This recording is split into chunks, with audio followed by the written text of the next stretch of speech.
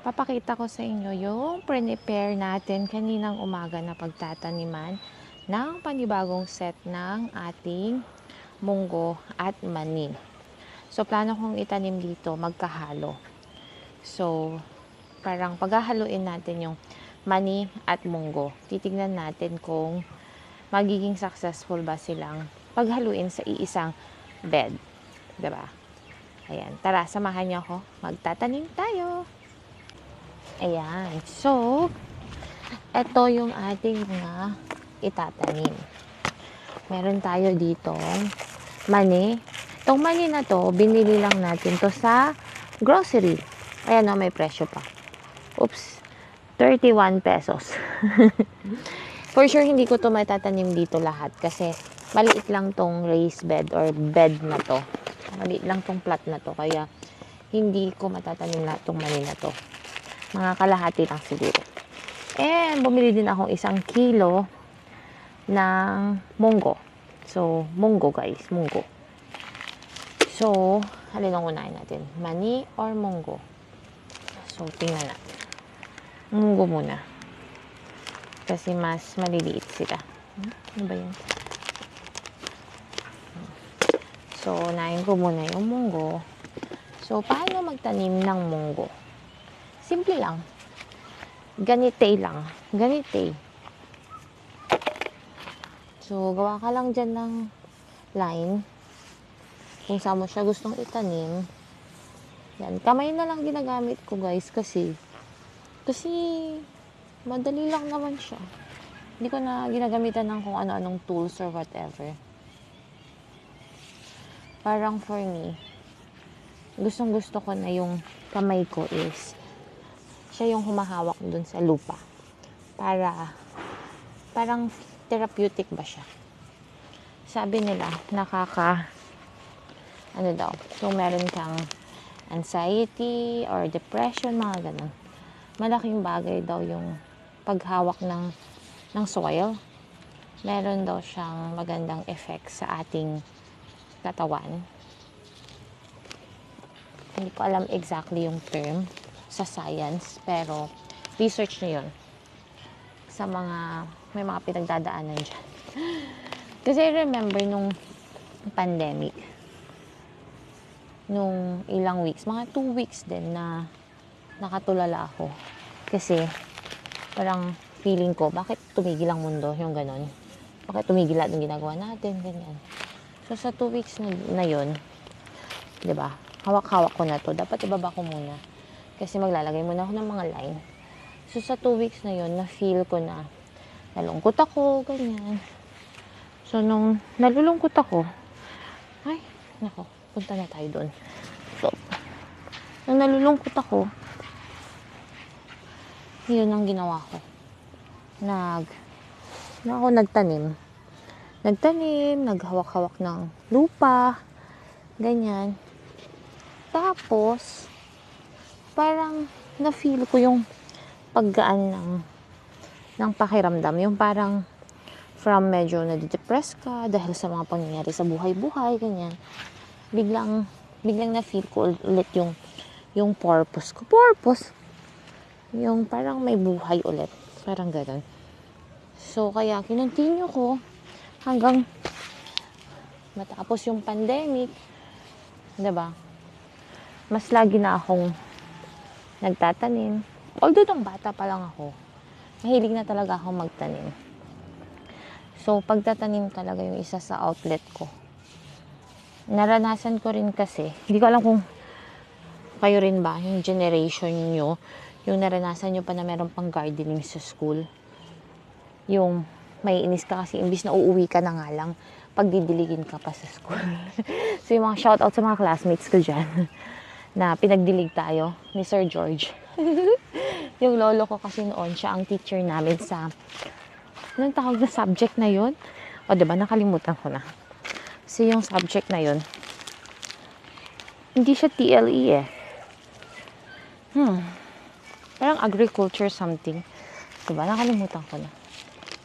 So, yung subject na yun, tuturuan kayong magtanim. So, ito na siya. Nilalagay ko na. Dahan-dahan. yung mga buto. Wala akong sinusundan. So, para sa kaalaman ng lahat, pakakala ninyo may technique, may ganyan, may susundan kang spacing, kung ilan yung itatanim, ganyan. Hindi ko yun actually iniisip. Dahil, ayoko mag-isip. Hindi ko yun iniisip dahil, nababahinga ako. Dahil gusto ko lang gawin yung pagtatanim dahil natutuwa ako, nadidistress ako, na nakaka-calm sa akin ng pagtatanim. So, kapag masyado ko kasi siyang research, pinag-aralan, ganyan-ganyan, ano ba yung tama, ano ba yung mali, feeling ko may stress lang ako. So, ang ginagawa ko, basta magtatanim ako, then, magtatanim ako. So, kunwari, first time tinanim ko. Tapos, mali yung ginawa ko. Check ko, ano ba yung mali. Ganon, dun ako part na nag-check. Ganito pala, ganyan pala. Yun. Pero, mas madalas na nag-experiment ako. Kasi, ayokong pahirapan yung sarili ko. At mas gusto ko na yung ginagawa ko, na-i-enjoy ko. And dahil na-enjoy ko siya, masaya ako, 'di ba? So, yan. Hindi ko iniisip kung ilan ba dapat sa isang butas, sa isang line. Hindi ko yun iniisip. Importante sa akin, tatanim ko sila. Tapos, kapag na sila, nag-germinate na, tumubo na, tsaka ko na lang siguro sila babawasan if sa tingin ko is sobra, para buhay sila. Ayan. So, yung line na ginawa ko, guys, nilagyan ko sila lahat ng munggo. Tapos, in between nung line, or actually, hindi in between, plano kong isaboy yung mani. Isaboy ko siya everywhere. Gandang idea yun, no? Sasaboy ko siya everywhere para siyang cluttered na bed. Ganda ba yun? Or itusok-tusok ko na lang in between. I'm torn between, bahala na. Kasi yung nauna kong mani, sinaboy-saboy ko lang yun. Wala namang line. And so far, tingnan nyo guys, halos hindi ako naka 1/4 ng nagamit para dito. Yun. So, konti lang siya. And ito, siguro konti rin lang. Kung hindi ko siya isasaboy, baka konti rin lang. Pero gusto ko siyang isaboy. Ay, nahirapan ako. Sasaboy ko hindi. Hindi ko alam anong gagawin ko. Sasaboy ko ba?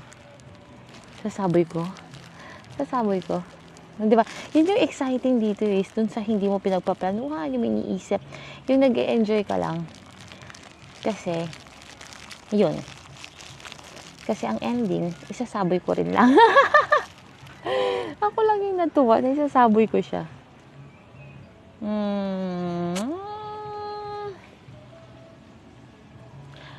Okay, panalo yung isasaboy ko. Sige, isaboy ko na lang. So, sorry. Akala ko, hindi mananalo yung cluttered mind ko. Nanalo siya. Gusto niyang isaboy ko lang siya kung saan-saan. Di ba ang saya? Oo, di ba? Gaganon, para ka lang nagpapakain ng manok. Gaganon-ganon mo lang. Hanapin mo lang kung saan yung area na, wala pa dyan, ganyan. Dito, ganyan. Ito, ang dami na nito. Doon tayo magtanim. Ay! So, hindi natin nakalahati, guys. I think that's enough. Diyan. Dagdagan pa natin para magdami sila.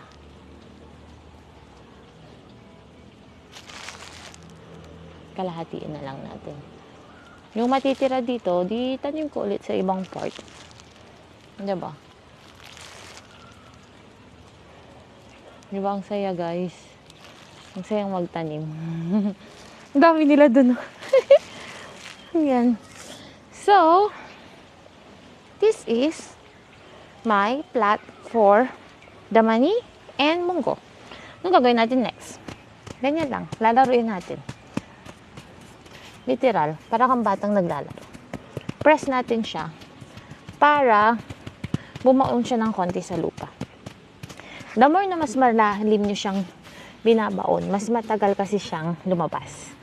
Kaya usually ako ganyan lang. Para mabilis siyang tumubo. Lalagyan ko doon sa mga area ng sa dulo. Para may mag-hold ng soil. 'Di ba? Yung mani. Pwede niyang i-hold yung mga soil. Ganyan. Yan.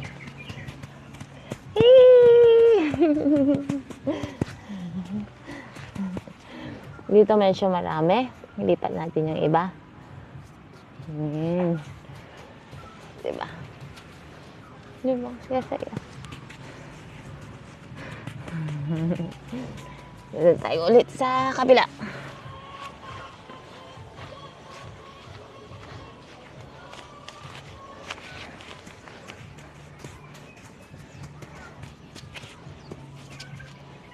Yan. And then, anong susunod pagkatapos nito, papatungan natin siya ng dayami. Yan. Then, didiligan natin siya at maghihintay tayo mag-germinate siya. Usually, mga less than a week, may makikita ka ng tutubo. Ganyan. Abangan nyo, guys. Okay. So, guys, syempre, hindi ko na i-ready yung dayami. Wait lang kayo dyan, ha? Kukunin ko lang yung dayami. Saglit lang.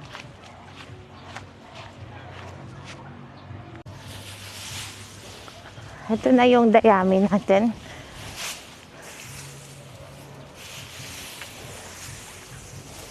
Na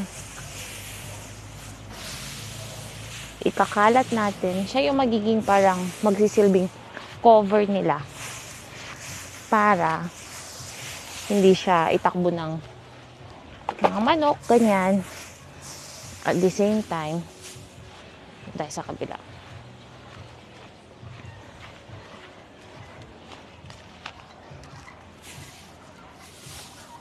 Ay, malayo.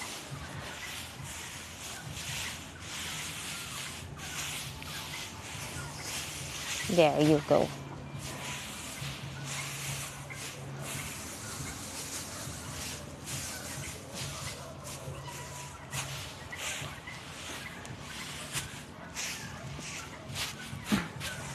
Tapos after nito, didiligan na natin siya.